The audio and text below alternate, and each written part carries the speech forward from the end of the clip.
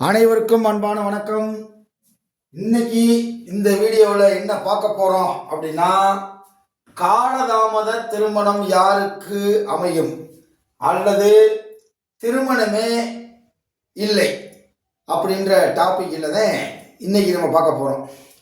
ஒருத்தர் உங்ககிட்ட ஜாதகத்தை கொடுத்து, ஐயா இவனுக்கு எப்போ கல்யாணம் நடக்கும் அல்லது இவளுக்கு எப்போ கல்யாணம் நடக்கும் அப்படின்னு கேட்டால், இது கேள்வி எண் 6.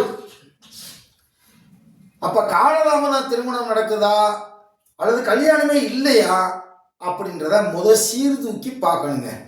அப்ப காலதாமத திருமணத்துக்கு என்ன காரணம், மூல நூல்கள் என்ன சொல்லுது, அதே நேரத்தில் ஒருவருக்கு திருமணமே இல்லை எப்ப, அப்ப அவருக்கு போய் நீங்க ஒரு பொருத்தமோ இதெல்லாம் பார்த்துக்கிட்டு இருந்தீங்க அப்படின்னா அது நடக்கவே நடக்காது. அப்போ ஒரு திருமண பொருத்தம் பார்க்குறதுக்கு முன்னாடி இப்போ நான் சொல்லக்கூடிய ஒரு 10 கருத்து இருக்குது. அந்த 10 கருத்துக்களை மட்டும் நீங்கள் தெளிவாக மனசில் வச்சுக்கிட்டீங்க அப்படின்னா கட்டாயம் அவங்களுக்கு திருமணம் நடக்குமா நடக்காதா, இல்லை காலதாமதத்தில் திருமணம் நடக்குமா அப்படின்றதெல்லாம் நம்ம சீர்தூக்கி பார்க்கலாம். இப்போ நான் சொல்லக்கூடிய ஒவ்வொரு விஷயத்தையும் நீங்கள் தெளிவாக பார்த்துக்குங்க. பாயிண்ட் நம்பர் 1, லக்கணத்திற்கு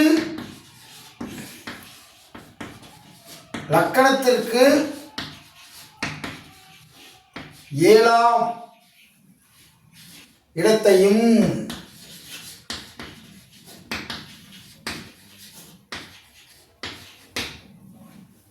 சந்திர லக்கணத்துக்கு 7ஆம் இடத்தையும் நல்லா கவனிங்க.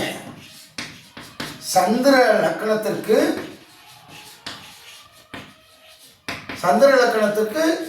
7ஆம் இடத்தையும் பாவர்கள் பார்த்தால்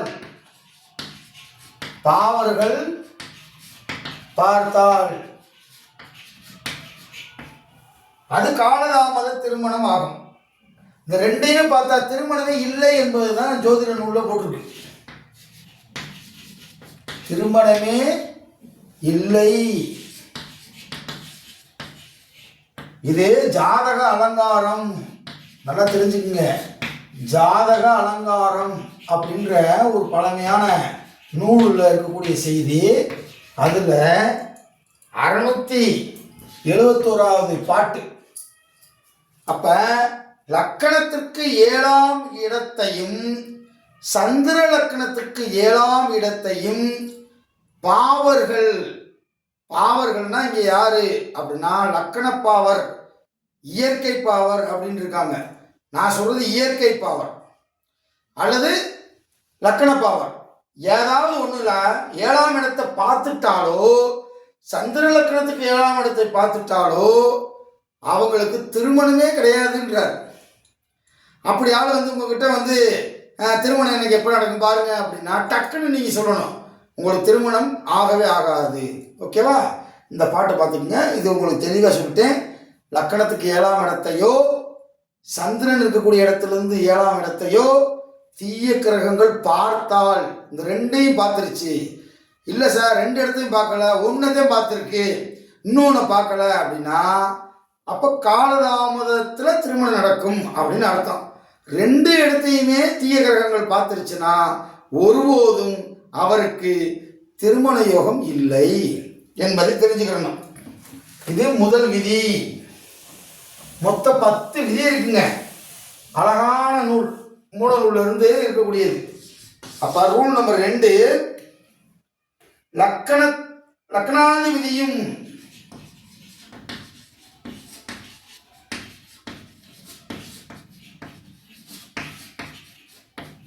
பாருங்க, லக்கணாதிபதியும் 7ஆம் அதிபதியும்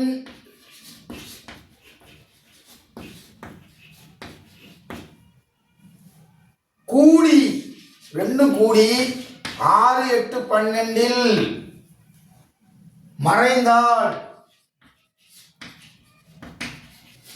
மறைந்தால் திருமணமே இல்லை. திருமணமே இல்லை. இது ஜோதிட களஞ்சியம்ன்ற நூல் இருக்கு. ஜோதிட களஞ்சியம், அதாவது அது ஒரு 4 வரி செய்யுள். அந்த செய்யுள் சொல்லக்கூடிய ஒரு ஒரு விஷயம் தான் இது. அப்போ லக்னாதிபதியும் 7ஆம் அதிபதியும் 2 கூடணும். கூடி 6, 8, 12 போய் உட்காந்துருச்சுன்னா அவங்களுக்கு ஒருபோதும் திருமணம் ஆகாது. இது 2வது விதி. அதுக்கடுத்து 3வது விதி.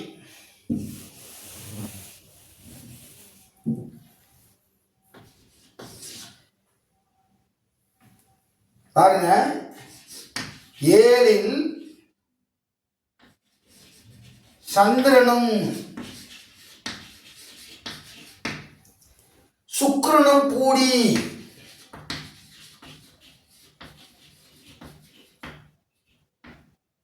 கூடி அல்லது சனி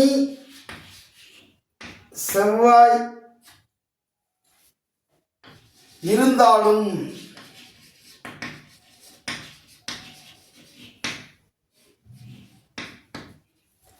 திருமணம் ஆகாது. திருமணமே இல்லை. அப்படியே நடந்தாலும் அந்த வாழ்க்கை சிறக்காது. அப்படியே நடந்தாலும் வாழ்க்கை சிறக்காது. அவங்க சேர்ந்து வாழ முடியாதுங்கிறான். அப்படியே நடந்தாலும் வாழ்க்கை சிறக்காது. அப்படியே சிறந்தாலும் குழந்தை வாக்கியம் இருக்காது. 3 கருத்து இருக்கு. குழந்தை வாக்கியம் கிடைக்காது, குழந்தை வாக்கியம் இல்லைன்னு கொடுத்துருவோம். ஓகேவா? நீங்கள் எழுதணும். அதுக்காக தான் நான் மெதுவாக சொல்கிறேன். இந்த செய்தி மங்களீஸ்வரியம்ன்ற புத்தகத்திலையும் இருக்குது, ஜோதிட களஞ்சியத்திலையும் இருக்குது. மங்களீஸ்வரியம்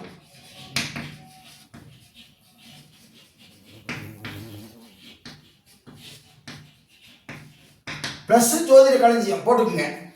இங்க என்ன சொல்றாங்க, 7ல் சுக்கிரனும் சந்திரனும் கூடியிருந்தாலும் அல்லது சனி செவ்வாய் இருந்தாலும் திருமணமே இல்லை. அப்படியே நடந்தாலும் வாழ்க்கை சிறக்காது. அவங்க சேர்ந்து ஒரேதா வாழ முடியாது. அப்படியே சேர்ந்து வாழ்ந்தாலும் குழந்தை வாக்கியம் கிடைக்காது. இந்த கருத்தை 2 மூல நூல்களில் மிக அழுத்தமாக சொல்லியிருக்காங்க. ஒரு மூல நூல் மங்களீஸ்வரியம், இன்னொன்று ஜோதிட களஞ்சியம் அப்படின்ற புத்தகத்தில் இந்த செய்தி இருக்கு. அடுத்து 4வது கருத்து. இதெல்லாம் நீங்கள் மைண்டில் வச்சு ஒரு ஜாதகத்தை பார்த்தீங்கன்னா கரெக்டாக இருக்கும். பாருங்க, 7ல் குரு சந்திரன்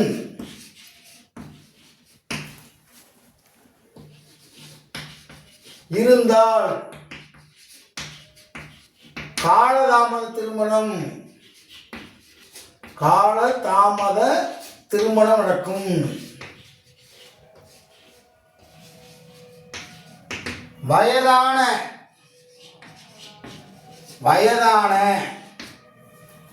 பெரியவரை திருமணம் செய்வார். பெரியவரை ஏஜ் ஓவரா இருக்கும், பெரியவரை திருமணம் செய்வாருங்க.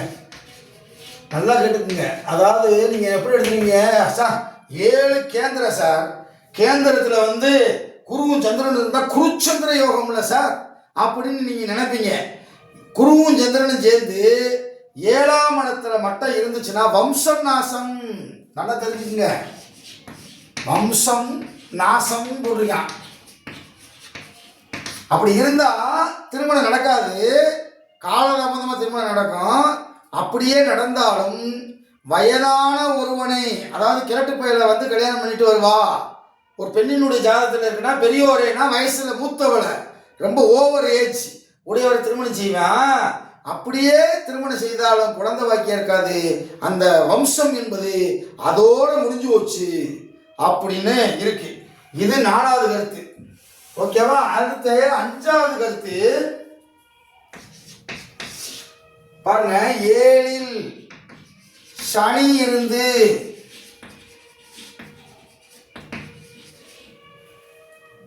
கொடிய பாவர்கள் பார்த்தாலும், கொடிய பாவர்கள் பார்த்தாலும்,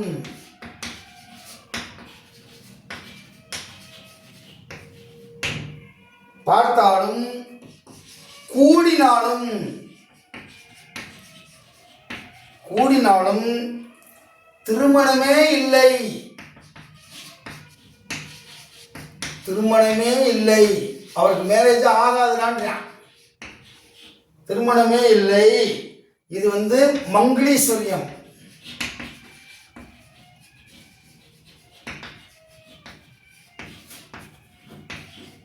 நல்லா கேட்டுங்க. 7ஆம் இடத்துல சனி இருந்தா திருமணம் ஆயிடும். ஆனா சனி திசை வரும்போது குடும்பத்துல பிரிவு உண்டாகும். ஆனா 7ல சனி இருந்து கொடிய பாவர்கள் செவ்வாயோ ராகு கேதுவோ அல்லது 8ஆம் இடத்தின் அதிபதியோ சேர்ந்துட்டாலோ பார்த்துட்டாலோ அவங்களுக்கு திருமணமே கிடையாதுறான்றான். அப்ப எத்தனை திருமணம் பண்ணாலும் அந்த பெண்ணோட சேர்ந்து அவன் வாழ மாட்டான், டைவர்ஸ் பண்ணிட்டு போயிட்டே இருப்பான், சேர்ந்து வாழ முடியாது அப்படின்ற அர்த்தம். 5வது பாட்டு ஓகேவா. அதுக்கடுத்து 6வது கருத்து, 7ஆம் இடத்தில் கொடிய பாவர்கள் இருக்க, 7ல் கொடிய பாவர்கள் இருக்க, கொடிய பாவர்கள் இருக்க, பாவர்னு அவங்களுக்கு தெரியும். சூரியன் செவ்வாய் சனி ராகு கேது இருக்கிறது. 9ஆம் இடத்தில்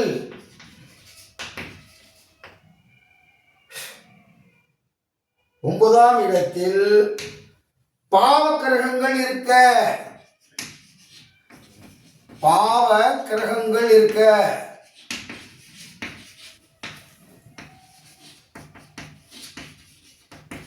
7ல பாவர்கள் இருக்கணும், 9ல பாவர் இருக்கணும் இருக்க, பாவர்களுக்கு சொல்லப்பட்ட சன்னியாசி யோகம் கிடைக்கும். சன்னியாசி யோகம், சன்னியாசி யோகம் அந்த பெண்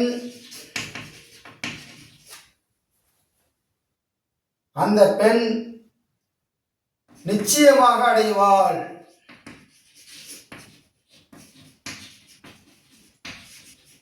நிச்சயமாக அடைவாள். அதாவது இது ஒரு பெண் ஜாதகமா வச்சுக்கோங்க. ஒரு பெண் ஜாதகத்துல 7ஆம் இடத்துல கொடிய பாவர்கள் இருந்து 9ஆம் இடம் என்று சொல்லக்கூடிய அந்த பாக்கியஸ்தானத்துல இருந்து பாவக்கிரகங்கள் இருந்தா அந்த திசாபுத்தி நடைமுறை பண்ணும்போது சன்னியாசி என்பது 2 வகை உண்டு. ஒன்று திருமணமே செய்யாமல் சன்னியாசியாக மாறுவது, இன்னொன்று திருமணத்திற்கு பிறகு 7ல் நின்றவனோ 9ல் நின்றவனோ திசை நடத்தும் போது அவர்கள் குடும்ப வாழ்க்கையை விட்டு விட்டு சன்னியாசம் சென்று விடுவார்கள். அப்ப சன்னியாசி யோகம் என்பது 2 வகைப்படும், அதை புரிஞ்சுக்கிறணும். ஓகேவா. அப்ப நீங்க அந்த இதை படிச்சுக்கணும். இது எந்த புத்தகத்துல இருக்கு? மங்களேஸ்வரியம்.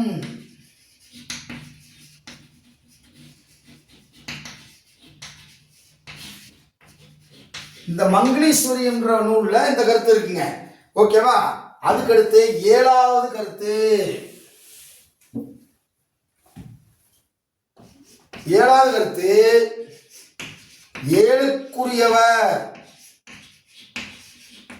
7க்குரியவர் 5ல் நின்றால்,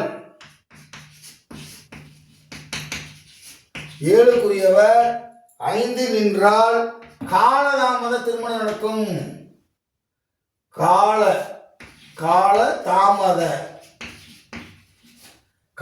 தாமத திருமணம் நடக்கும். அதாவது நல்ல ஏஜ் அப்படின்றது ஆணுக்கு 27க்குள்ள, பெண்ணுக்கு 24க்குள்ள அல்லது 25க்குள்ள வரணும். இது நல்ல ஏஜ். இப்போ காலதாமத திருமணம் கிடைக்கணும் 33 வயசு 35 வயசு இப்படி கிடைக்க ஆரம்பிச்சிடும். இப்போதான் கல்யாணம் ஆகும். 7க்குரிய 5ல் நின்றால் காலதாமத திருமணம் நடக்கும். ஆமா, அப்படி திருமணம் செய்தால் மனைவி இல்லை. இவனுக்கு 7.5 இருந்தால் மனைவியே கிடையாதுன்றார். கல்யாணம் ஆனாலும் மனைவி இல்லை, அப்போ பிரிஞ்சு போயிடுவாங்கன்னு அர்த்தம். இல்லை, அப்படியே இருந்தாலும் குழந்தை பாக்கியமும் கிடையாதுன்றார். நல்லா நோட் பண்ணிக்கோங்க, குழந்தை பாக்கியமும் கிடையாது, பாக்கியம் இல்லை. அப்போ 7க்குரியவன் 5ல் இருக்கக்கூடாது. அப்படி இருந்து 7ஆம் இடத்தின் அதிபதியை பாவர்கள் பார்த்தாலும் சுத்தமாக கிடையாது. அந்த கடகம் வந்து சுத்தம் அதனுடைய வலுவை இழந்து போச்சுன்னு அர்த்தம். ஓகேவா? இப்போ வந்து அடுத்து 8வது கருத்து, சுக்கிரனும் பாருங்க, சுக்கிரனும் 7ஆம் அதிபதியும் 6ஆம் அதிபதியும்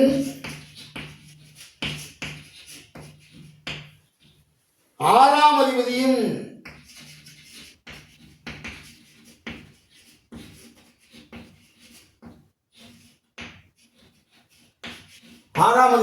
கூடி ஓர் வீட்டில் இருந்தால் அது எந்த வீடாக என்று போது,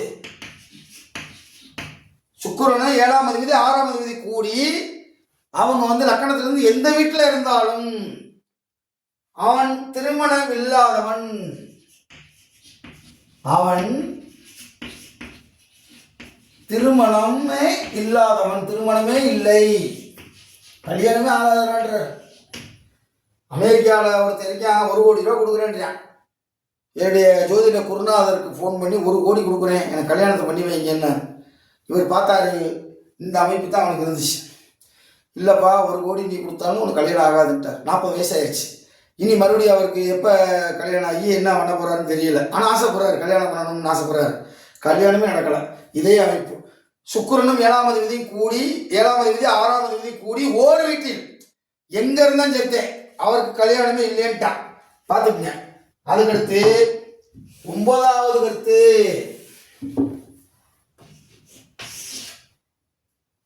ஏழுக்குடையவன்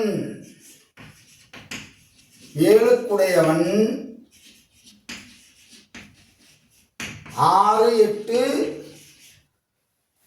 12 மறைந்தாலும்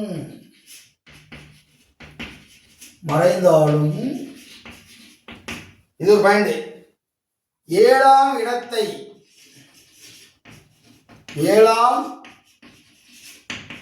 இடத்தை பாவர்கள் பார்த்தாலும், நல்லா கேட்டுங்க, 7ஆம் இடத்தை வந்து பாவர்கள் பார்த்தாலும் சேர்ந்தாலும், அந்த 7ஆம் அதிபதியோட பாவர் பார்த்தாலும் சேர்ந்தாலும், டக்கு புக்குன்னு கல்யாணம்லாம் ஆகாது என்றார். சேர்ந்தாலும் அந்த ஜாதகன்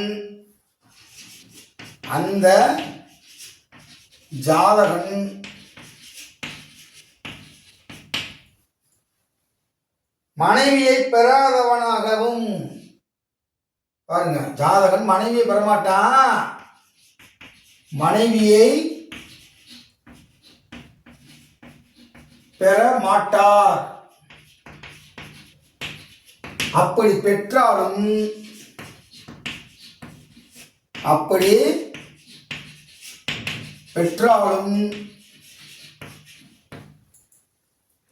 இழந்து தனியாக வாழ்வான். அதுக்கப்புறம் கல்யாணமே ஆகாதுன்றாரு. தனியாக வாழ்வான் அப்படின்னு போட்டுக்குருவோம். ஓகேவா? இந்த செய்தி எங்க இருக்குன்னா, ஜாதக பாரிஜாதம் பார்த்துக்குங்க. ஜாதகம் பாரிஜாதம் அப்படின்ற ஒரு நூல்ல இருக்குது. ஓகேவா? அதுக்கடுத்து 10வது பாயிண்ட், மொத்தம் 10 கருத்து இருக்குங்க. ஒருத்தர் கல்யாணம் ஆகுமா ஆகாதா, இல்லை ஆனாலுமே அவன் வாழ்வானா அப்படின்றதுக்குள்ள தெரியும். இப்போ 10வது கருத்து, 10ஆம் இடத்தில்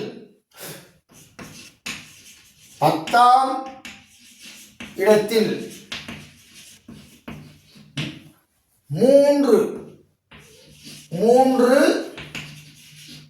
அல்லது அதற்கு மேலே அதற்கு மேலே கிரகம் இருந்தால் அவன் சன்னியாசி ஆவான். அவன் சன்னியாசி சொல்லி முன்னாடி ஆகலாம் அல்லது கல்யாணம் முடிச்சதுக்கு அப்புறம் ஆகலாம். சன்னியாசி யோகம் 10ஆம் இடத்துல ஒரு 3 கிரகம் அல்லது 3க்கு மேற்பட்ட கிரகம் இருந்தால் அவன் சன்னியாசி ஆவான். அல்லது 10ஆம் அதிபதி 3 கிரகம் இருக்கிறதோட போய் சேர்ந்து நின்றாலும் சன்னியாசி ஆவான். புரியுதா? அதுக்கடுத்து 10ஆம் அதிபதி 10ஆம் இடத்துல 3 கிரகம் இருந்தாலும் சரி, அதற்கு மேலே உள்ள கிரகம் இருந்தாலும் அவன் சன்னியாசி ஆவான். சன்னியாசி என்பது திருமணம் ஆவதற்கு முன்பாகவே ஆவது, அல்லது திருமணம் நடந்து அந்த திசாபுத்தி வந்தால் சன்னியாசி ஆகிடலாம், குடும்பத்தை விட்டுட்டே போயிடலாம். அப்போ 10ஆம் இடத்தினுடைய அதிபதியும் ஏதாவது ஒரு 2 கிரகம் 3 கிரகம் சேர்ந்துருக்கு, அங்கே போய் இந்த கிரகம் 10ஆம் இடத்தின் அதிபதி கர்மக்காரன் போய் சேர்ந்துருக்கான் அப்படின்னா அவனும் சன்னியாசி ஆவான் அப்படின்னு சொன்னான். புரியுதா உங்களுக்கு? அப்போ ஒரு திருமணம் பார்க்குறீங்க அப்படின்னா ஃபஸ்ட்டு நீங்கள் இந்த 10 கருத்துக்களையும் மனசில் வச்சுக்கிட்டு அதை நீங்கள் ஜாதகம் பார்க்கணும். ஓகேவா? அப்போ தான் பார்த்தோன்னே இவனுக்கு உரிய நேரத்தில் திருமணம் நடக்காது. அதாவது 2ஆம் இடத்துல குருவோ சுக்கிரனோ சந்திரனோ இருந்தால் அந்த வாலிப வயசில் திருமணம் நடந்துடும். 2ஆம் இடத்துல 7ஆம் இடம் இல்லை, 2ஆம் இடத்துல குடும்பம் அமைஞ்சிடும். குடும்பஸ்தானம் குரு சுக்கிரன் சந்திரன், இந்த 3 கிரகத்தில் ஏதாவது ஒரு கிரகம் இருந்தாலும் நடந்துடும். அதே மாதிரி குரு சுக்கிரன் சந்திரன் இந்த 3வரும் கேந்திரத்தில் இருந்தாலோ திரிகோணத்தில் இருந்தாலோ வாலிப வயசில் திருமணம் நடந்துவிடும். அது ஒரு காரணம். அந்த 3 கிரகம் எங்கே இருக்குன்னு பாருங்க. அந்த 3 கிரகம் ஏட்டிக்கு பூட்டிக்கா இருந்துச்சுன்னா அப்பையும் கல்யாணம் ஆகாது. ஓகேவா? அப்போ காலதாமத திருமணம் யாருக்கு நடக்கும் அல்லது திருமணமே யாருக்கு நடக்காது அப்படின்றத உங்களுக்கு சொல்லியிருக்கேன். இதோடைய மெட்டீரியல் உங்களுக்கு டைப் அடித்து நான் போட்டு விட்டுருவேன். 10 வீடியோ முடிஞ்சோடனே ஒரு பிடிஎஃப் உங்களுக்கு வரும். அதில் 10 கேள்வியாக இருக்கும். ஓகேவா? இதை நோட் பண்ணிக்கிங்க. மறக்காமல் நீங்கள் லைக் பண்ணுங்கள், கமெண்ட் பண்ணுங்கள், ஹைப் பட்டனை அமுக்குங்க. உங்களுக்கு ஏதாவது சந்தேகம் இருந்துச்சுன்னா இந்த எண்ணுக்கு நீங்கள் ஃபோன் பண்ணி கேட்டுக்குங்க, அல்லது வாட்ஸ்அப் குரூப்பில் பேசி அனுப்புங்க. நான் உங்களுக்கு கட்டாயம் பதில் சொல்லுவேன். நன்றி, வணக்கம்.